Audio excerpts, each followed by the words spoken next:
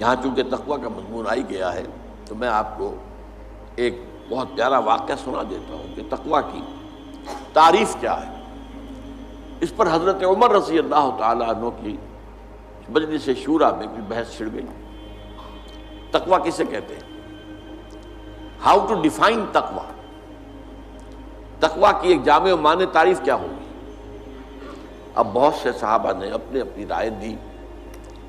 حضرت ابی بن کعب رضی اللہ تعالی عنہ وہ خاموش بیٹھے رہے، اور یہ وہ صحابی ہیں جن کے بارے میں حضور کی حدیث یہ ہے اقرأہم ابی بن کعب، میرے صحابہ میں قرآن کا سب سے بڑا عالم اور قاری جو ہے وہ ابی بن کعب ہے۔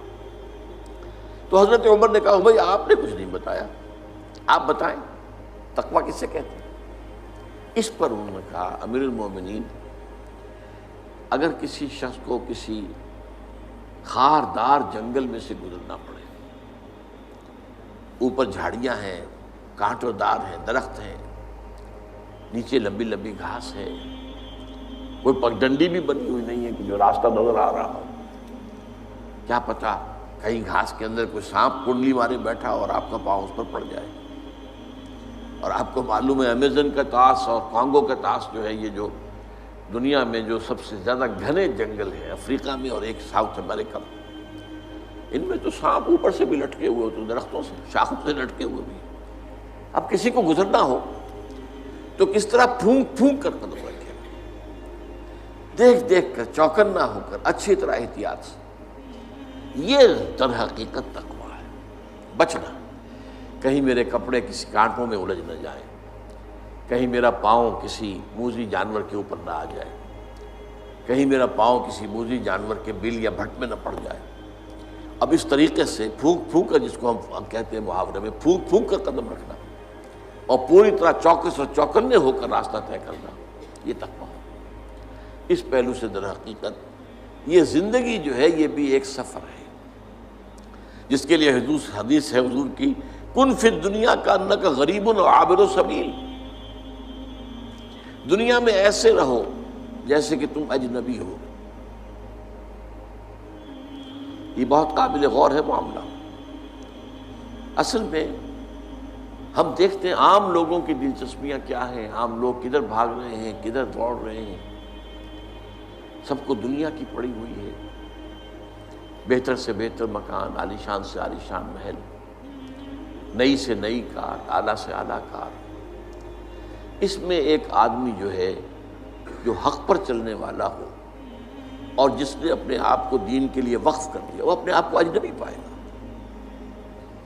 میری سوچ اور ہے، ان کی اور، انہیں دنیا کسی اور چیز کی ہے، مجھے فکر کوئی اور دامن کی ہے، تو اجنبی، وہ اپنے آپ کو اس ماحول میں اجنبی پائے گا۔ کن فی الدنیا کانک غریب او عابر سبیل، یہ ایسے رہو جیسے کہ راستہ گزرنے والا ہوتا ہے، اسے راستے سے کوئی پیار نہیں ہوتا۔ اصل میں تو منزل ہے جہاں پہنچنا ہے، اسے راستہ اس منزل تک پہنچانے کا ذریعہ ہے۔ یہی وجہ ہے کہ حضور نے فرمایا صلی اللہ علیہ وسلم، مالی ولی دنیا، مجھے تمہاری دنیا سے کیا سروکار، انما مثلی کا راکب استظل تحت شجرۃ ثم راح فترکھا، میری مثال تو اس مسافر کی سی ہے، سوار جو تھوڑی دیر کے لیے رکتا ہے کسی درخت کے سائے میں سستانے کے لیے، تھوڑا سا آرام کرنے کے لیے، پھر وہ چھوڑتا ہے، اس کو اپنا راستہ لیتا ہے۔ یہ اس کا ٹھکانہ تو نہیں ہے، یہ اس کی منزل تو نہیں ہے، یہ اس کا گھر تو نہیں ہے، یہاں اسے رہنا تو نہیں ہے۔ تو ٹھیک ہے، دنیا کا درخت کا ایک سایہ تم پر بھی چھت کا ایک سایہ ہو جائے، بہت غنیمت ہے، غنیمت سمجھو کہ سایہ ہے۔ لیکن یہ ہے کہ عالی شان محلوں کی آرزویں دماغ سے نکال دو، دنیا کی چیزوں کی طلب جو ہے وہ دل سے نکال دو، باہر کر دو۔ جس کو کہتے ہیں کہ یہ جیسے ہے جیسے کہ سمندر میں کشتی جا رہی ہے، سمندر کشتی چل رہی ہے پانی پر، لیکن اگر یہ پانی آ گیا کشتی میں تو ڈوب جائے گی۔ لہذا دنیا میں رہو، یہ سمندر ہے جس میں تمہاری کشتی چلنی ہے، لیکن اس پانی کو دل میں مت آنے دو، اس کی محبت، اس کی آرزو، اس کی تمنا، یہ دل میں تھا۔